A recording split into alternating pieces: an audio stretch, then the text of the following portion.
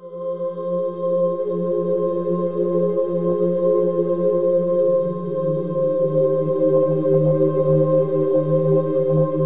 can't farm without water. Ground without water is just dirt, and you can't do anything with dirt. You have to have water to be able to grow crops.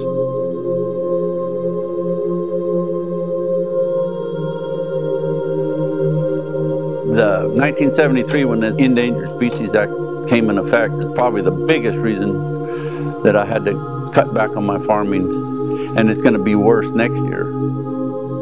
If the politicians don't figure out how to get this thing straightened out, it's going to be it'll completely devastate me. I'll be out of it.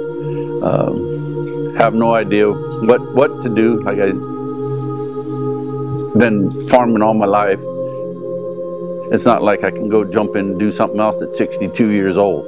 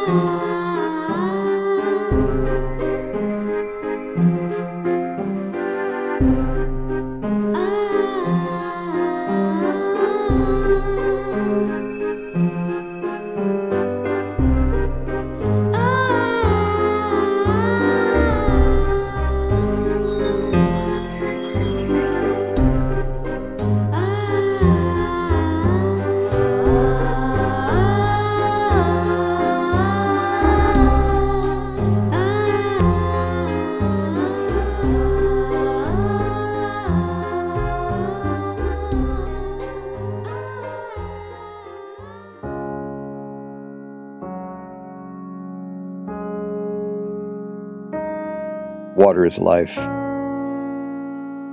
A human being can live for 3 days without water and 3 weeks without food. Most of us take both for granted. Farmers don't. They depend on one to produce the other. Water transformed the dry, arid state of California into the most productive agricultural region in the world. And water made California's Central Valley the largest food supplier in the United States.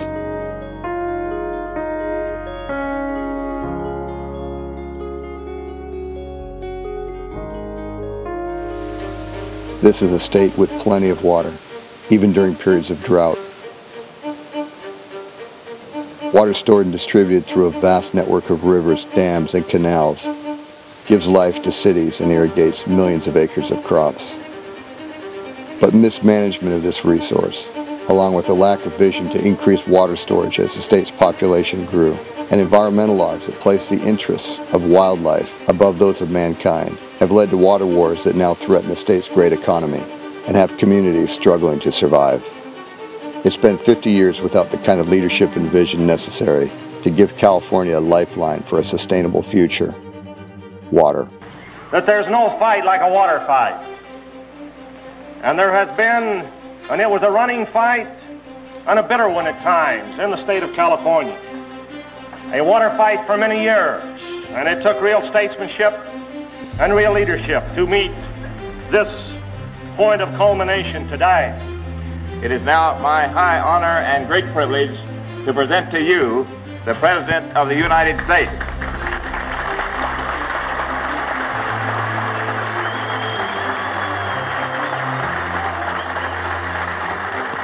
This is a fast trip, but if it had no other benefit than to permit us to look at this valley and others like it across the country, where we can see the greenest and most richest earth producing the greatest and richest crops in the country, and then a mile away see the same earth and see it brown and dusty and useless, and all because there's water in one place and there isn't in another.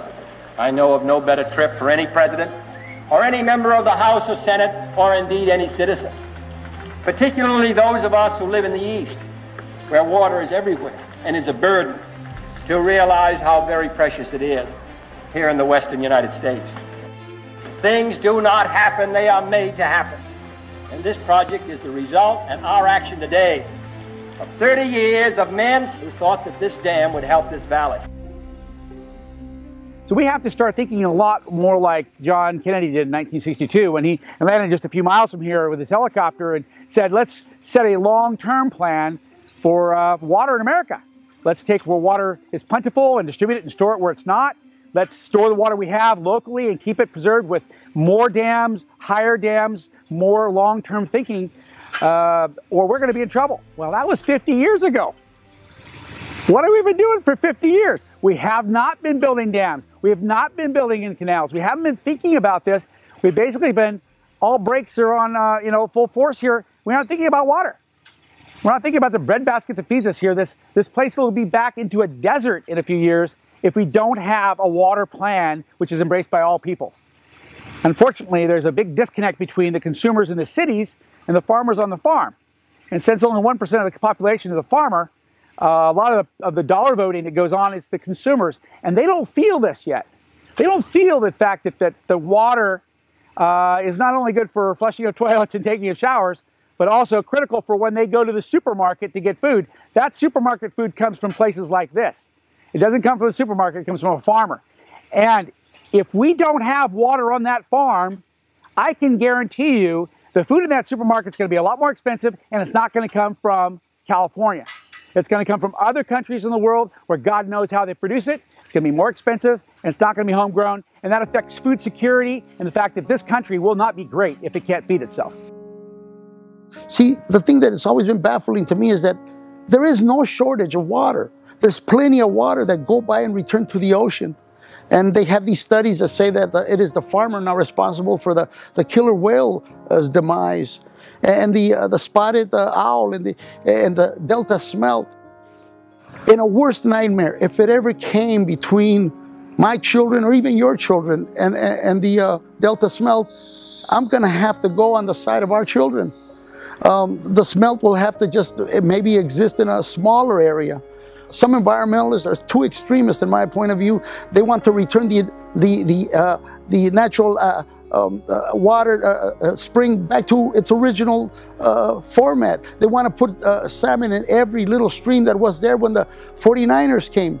We are not going to let that happen. They want to reduce the amount of dams when in reality we should expand the amount of dams.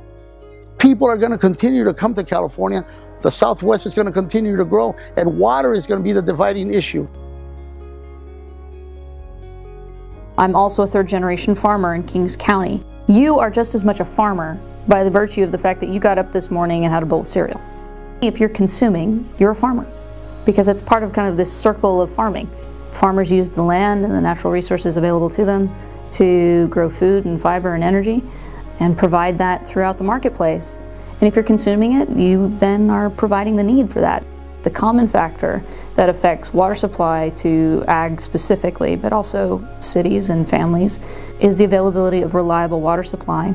And that which affects that water supply most severely is federal environmental regulation, specifically the Endangered Species Act. 1992, federal agencies came in to water users and said, we're going to take 20% of your water supply, specifically agricultural water users, and reprioritize that for the environment. So all of a sudden our water system, which was built for municipal and industrial use and agricultural use, was now having to provide for the environment, a third water user. So 1992 was a huge shift when we added a third straw into our water system, and that is where we get into this discussion of a management crisis of our resource.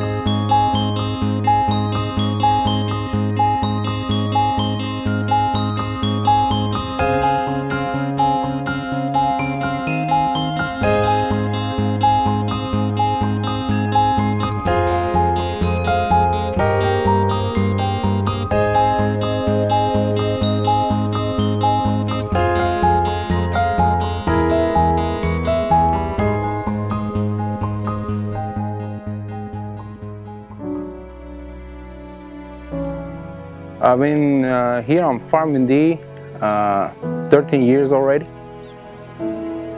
Right now, probably everybody's afraid. I'm afraid losing my job here in California, you know. I have family, I have a mortgage to pay, so I'm not afraid for that. We're going to continue to fight for the only thing we know how to do. Even if our children have left the farm and go on to do other things, we should have the right to continue to farm. I got involved because my mother called me on the 8th of May, years back, telling me that something wrong, that they had shut the water off. I figured it was my brother George's fault. He didn't pay the bill or something, but I was positive that within a weekend I'd come back to Hollywood and everything would be great and she would have water. Well, it's taken 7 years almost now. And every year the fight gets harder and more difficult. That person gets tired. But tired is not going to make me quit. My mom's gone, but her farm's still there. And we're still farming. I don't know how long we're going to do that, but the more I get into this, the madder I get. Do not mistake my tears for drama or anything. I'm mad as hell that we are unable to pursue our God-given right to grow food. And the madder I get, the more I realize that there are dairy farmers out there who have the same point of view, and that the peach avocados and the orange farmers have the same point of view. We're not enemies of the salmon fisher. They should know that we are their allies. After all, you need lemons for your salmon. We have something in common. We have the will to continue to do what we were taught to do. And for all of you who are opposed to our point of view, we should meet. We should have some kind of compromise. But you can rest assured, there will be a crop of oranges in the Rodriguez farm next year.